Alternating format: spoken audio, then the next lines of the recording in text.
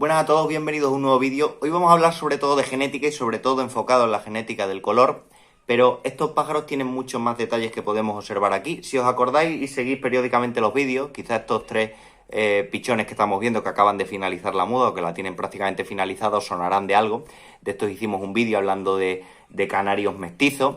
Y estos canarios, que son los tres, son hermanos. Tenemos una hembra a la izquierda, un macho arriba en el palo y otro macho abajo. Pues proceden de un cruce experimental, desde luego poco convencional y poco interesante desde el punto de vista genético, que es el de un macho rizado del sur, de fenotipo amarillo, y una canaria amarillo mosaica. Quizá el primer detalle que os llame la atención, aunque este vídeo va a estar enfocado sobre todo a la genética del color, pero seguramente el primer detalle que os llame la atención es que siendo hijos de un canario rizado, como es su padre, no han heredado prácticamente ningún rizo. De hecho, esas plumas un pelín alborotadas que se observa, por ejemplo, en la zona de los flancos en algún pájaro, pues se deben más bien a que todavía no han finalizado la muda que no a una herencia del rizo. En una primera generación, pues podemos ver que se obtienen pájaros que no tienen ese aparente rizo. Vemos que el macho de abajo del fondo sí que puede tener un pelín de rizo, pero esto llama mucho la atención porque sobre todo los criadores de color saben que de vez en cuando nos encontramos con pájaros que presentan un pequeño rizo, sobre todo en el pecho, que es un defecto muy visible en los concursos y desde luego hay que seleccionar para intentar evitarlo, pero siempre es fácil encontrarnos con algún pájaro en el concurso que tenga este defectillo, en vez de tener el pecho liso tiene un pequeño rizo y muchas veces nos encontramos que este tipo de pájaro pues se hereda bastante ese defecto. Y sin embargo, pues fíjate, estos pájaros que proceden de un canario rizado del sur, que evidentemente tenía un desarrollo de rizos mucho más impresionante, pues fijaos que no han desarrollado esa característica. Eso es el primer detalle. El segundo detalle importante, como digo, en el que nos vamos a centrar más bien en este vídeo, es el tema de la genética del color. Luego vamos a hablar un poquito de la morfología y de algunos aspectos, pero sobre todo vamos a centrarnos en el color. Si tuviéramos que definir el color que presentan estos tres pájaros, hombre, hay una diferencia, se observa un dimorfismo sexual entre la hembra que está en el palo a la izquierda y los otros dos que son los machos. Pero si tuviéramos que definir el color general de ellos, en apariencia son canarios de tipo amarillo mosaico. Se observa, como digo, muy bien el dimorfismo sexual, pero de una calidad, desde luego, bastante mala, o de una calidad, podríamos decir, incluso pésima. ¿Por qué? Porque vemos que el dibujo, por ejemplo, de los machos no está definido, el color, hay amarillo en exceso, en zonas donde no debería haber. Observamos perfectamente como el macho que está subido al palo, en vez de tener un pecho donde el punto amarillo esté bien marcado y el resto sea blanco, pues vemos que la coloración está muy difuminada. Pero realmente esto, que muchas veces los llamamos coloquialmente canarios muy pasados de color o canarios amosaicados, pues hay que entender que muchas veces se debe a temas genéticos. El canario mosaico en términos generales se trabaja en pureza, es decir, cruzamos un canario mosaico con una canaria mosaica y trabajamos los canarios mosaicos, seleccionamos. Hay otras variedades donde sí que siempre es recomendable, sobre todo mutaciones, de trabajar con pájaros portadores, yo que sé, los eumos, los topacios y demás, pero en este tipo de variedades seleccionar cada vez mejores pájaros, mosaico, mosaico, mosaico. Pero ya cuando profundizas un poco en la genética, sí que es cierto que se pueden hacer algunos cruces experimentales interesantes para algunos, para otros no, pero uno de los cruces que nos podemos plantear con este tipo de pájaros, pues sabiendo que hay tres categorías dentro de la coloración, que son el mosaico, como en este caso, el nevado y el intenso, pues hay cruces experimentales también del canario mosaico con el canario intenso o del canario nevado con el canario mosaico. Vamos a hablar un poquito, profundizar en qué resultados pueden dar en estos cruces, sobre todo hablando de este pájaro, y luego vamos a ver algún detalle más relacionado con el color.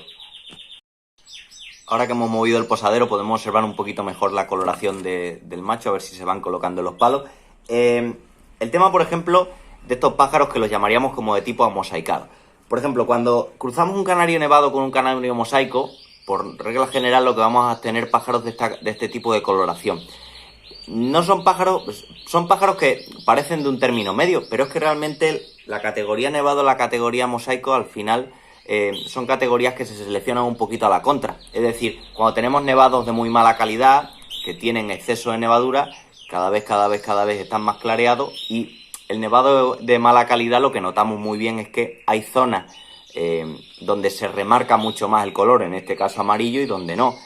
Un nevado de mala calidad se le van a notar muy bien la zona de los hombros, la zona la zona de la máscara, la zona del pecho, también la zona del obispillo. Digamos que se va mosaicando, se va asemejando a un canario mosaico. La gran virtud una de las grandes virtudes de los criadores que trabajan en el canario nevado, cuando vemos en un concurso, por ejemplo, un rojo nevado espectacular o un amarillo nevado, en los rojos quizás se observa mejor porque se crea más contraste, es ese reparto tan uniforme y tan bonito. A mí desde luego me resultan incluso más espectaculares que un intenso muchas veces. Ese reparto que se hace de la nevadura, que precisamente los buenos canarios nevados no observamos que se acumule más pigmentación en la zona de la cara, en la zona de los hombros y en la zona del obispillo, sino que está muy bien repartida. Cuando vemos que el canario nevado va perdiendo calidad, se va mosaicando, como estos que estamos viendo, sí que eso se va mucho más evidente. En el canario mosaico, un poco lo contrario. Lo que buscamos es que perfectamente ese color de esas zonas de elección, de la máscara, de los hombros y del obispillo, y también un poco del pecho, se observe muy bien marcado la coloración y sin embargo el resto tenga un color blanco. Por eso digo que se seleccionan un poquito al contrario, el nevado del mosaico.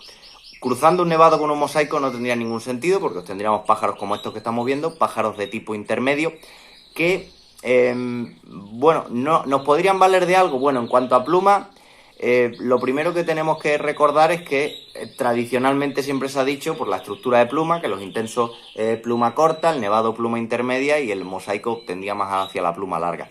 Ya este concepto, cuando profundizamos un poco, lo tenemos que desterrar un pelín. Vemos que la estructura es diferente, pero vemos también que un canario intenso, podemos tener intensos con pluma larga, podemos tener mosaicos con una pluma muy pegadita, con lo cual tradicionalmente nunca se recomendaba el cruce de un canario nevado con un canario mosaico porque tenderíamos hacia una pluma más larga y desde luego todos los defectos que conlleva, de faldones, de plumas descolocadas, de quistes y demás. Pero desde el punto de vista puramente de la coloración tampoco sería un cruce interesante porque al final, como digo, son selecciones un poco contrarias.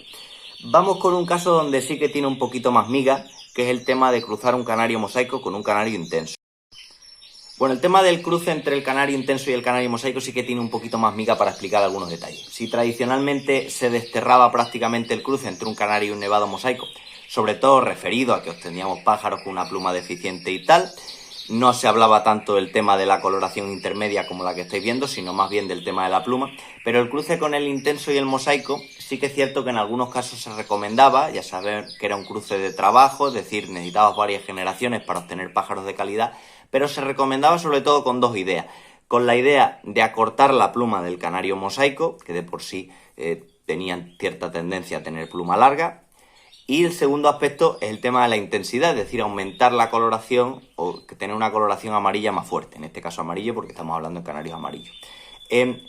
Claro, el error muchas veces es interpretar que la pluma no tenga nada que ver con el tema del color. Yo sí algo, y cada vez lo tengo más claro, cada vez que llevo más años en la canaricultura tengo más claro que los grandes criadores al final, incluso me atrevería a decir que, lo mismo es erróneo, pero me atrevería a decir que incluso casi más importante que el tema del estándar, que desde luego es fundamental, el tema de saber trabajar la pluma.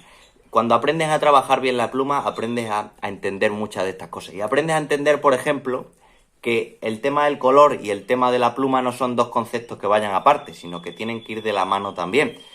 Porque la pluma o la estructura de la pluma que tengan nuestros pájaros al final va a influir también en la apreciación del color que hacemos. Con lo cual, muchas veces cuando se hablaba esto, lo que hemos dicho antes con el cruce del nevado mosaico, se decía el tema de que sí, que por la pluma era incorrecto, porque salían muchos quistes y tal, no se hablaba tanto de la coloración, y con el tema del intenso y mosaico sobre todo se decía por el tema de la pluma. Claro, en sus inicios, todavía se sigue haciendo, lo hacen muchos criadores, ¿no?, para reforzar la coloración, pero por ejemplo el canario rojo, trabajarlo con el cardenalito de Venezuela, que sería el origen de ese color rojo en los canarios, para también con los mismos objetivos, para obtener una plumita más corta y tener mejor intensidad de color. Pero bueno, en ausencia de esto, pues también era interesante, por ejemplo, el cruce con el canario intenso. ¿Qué obteníamos de este tipo de cruce? Claro, en el cruce entre un canario intenso y un canario mosaico tenemos que tener en cuenta aquí la genética, el comportamiento dominante del intenso y luego también la influencia del sexo. Con lo cual, aquí se mencionaba que en el cruce entre un intenso y un mosaico teníamos machos que portaban el gen mosaico y por otro lado hembras que tenían una categoría pasada, es decir, hembras con un aspecto mosaico, más o menos como la hembra que estamos viendo en el medio en el palo, pero con un exceso de coloración amarillo, y ese tipo de hembras eran las que se recomendaba tradicionalmente para continuar el trabajo hacia esa mejora, como digo, en el canario mosaico. El efecto contrario, es decir, el efecto del mosaico de ventaja sobre el canario intenso, también se mencionaba con respecto a la pluma, pero sobre todo se hablaba de la mejora del intenso con respecto al canario mosaico. Luego, quitando a un lado esto, otro detalle quizá un poco secundario, pero otro detalle también importante es el tema de la coloración de las alas. En el canario mosaico buscamos una coloración de las alas lo más blanca posible. Vemos que en este pájaro no se aprecia, quizá vamos a intentar mover, porque lo bueno que tienen estas cajas fotográficas es que podemos mover y a ver si no se mueve mucho y observar un poquito las alas. Vamos a ver que en el extremo de las alas, que es donde se observa perfectamente la blancura, pues vemos incluso que la hembra del medio tiene una coloración bastante amarilla. Claro, estos animales han sido alimentados con la misma alimentación que tengo para el resto de mosaico y sin embargo aquí se aprecia muy bien ese cierto aspecto de doré, ahora se nos han girado, ese aspecto de doré que tienen en las alas de ese amarillo. Otra prueba más para confirmarnos que el tema del blanco de las alas no es un tema puramente de alimentación, sino que la base genética está ahí. Y luego ya para ir rematando, pues insistir en lo que mencionábamos antes, el tema de la pluma y el tema de la morfología. Claro, estos canarios que hemos obtenido, en principio de un cruce inadecuado en cuanto al color, tienen un aspecto bastante fino y nos puede parecer que incluso ha sido interesante aportar ese cruzamiento en estos pájaros para afinar un poco, sobre todo si vemos la hembra, una hembra bastante estirada, bastante fina. Pero claro, tenemos que intentar, al igual que decíamos que hay que unir el tema de la pluma con el tema del color, tenemos que intentar, en este caso, separar el tema de la pluma con el tema de la morfología. Estos canarios, a la procedencia de un canario rizado, pues como si habláramos de un canario esco, es un canario muy finito, un canario con la cabeza mucho más estrechita, vemos los ojos más juntos, vemos una silueta mucho más fina que un canario convencional. Es decir, si no viéramos el color y viéramos la forma de estos pájaros, veríamos que tienen una forma que no es la típica de un canario de color convencional, tiene una forma eficiente. Sobre todo, como digo, en la hembra se observa muy bien, que la tenemos ahora en imagen. Una cabeza, como digo, muy adecuada, muy poco redonda, etcétera. Pues precisamente tenemos que separar el tema de la pluma del tema de la morfología. Podemos tener unos pájaros muy finos en aspecto porque tienen un cuerpo muy fino y sin embargo tener una pluma inadecuada. Muchas veces eso es lo que cuesta distinguir a muchos criadores con el tema de la pluma, que ven un pájaro fino o incluso un pájaro muy delgado y piensan que es un pájaro de pluma corta, cuando realmente la pluma corta la podemos observar incluso cuando el pájaro es obeso, cuando el pájaro es muy gordo. Que recorra la silueta del pájaro, tenga la silueta que tenga. En este caso, pájaros muy finos tienen un aspecto mucho más fino. Con lo cual, bueno, pues estos pájaros al final van a ir a la voladera y al final, digamos, se van a retirar ahí, pero son interesantes también para mencionar algunos conceptos relacionados con la genética del color y con lo cual, bueno, pues espero haber aportado un poco de información al respecto con ellos en este vídeo. Nos vemos en próximos vídeos. Un saludo.